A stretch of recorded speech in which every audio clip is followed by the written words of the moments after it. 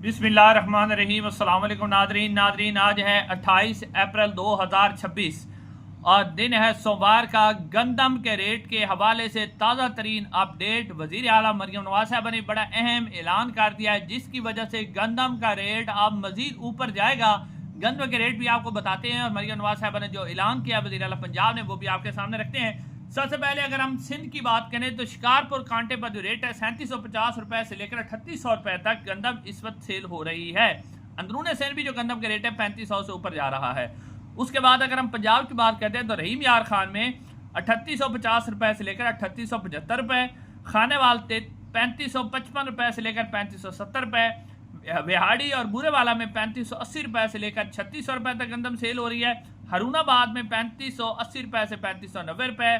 उसके बाद अगर हम कसूर की बात करते हैं तो 3590 रुपए से लेकर 3610 रुपए गंदम का रेट है।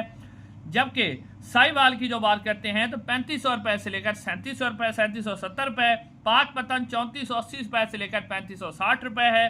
उसके बाद अगर हम बात करते हैं उकाड़ा की, 3600 रुपए से लेकर 3750 रुपए गंदम सेल हो रही है।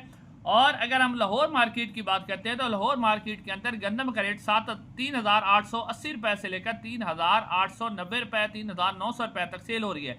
इस्लामाबाद में गंदम का रेट 3800 रुपए से लेकर 4000 रुपए है।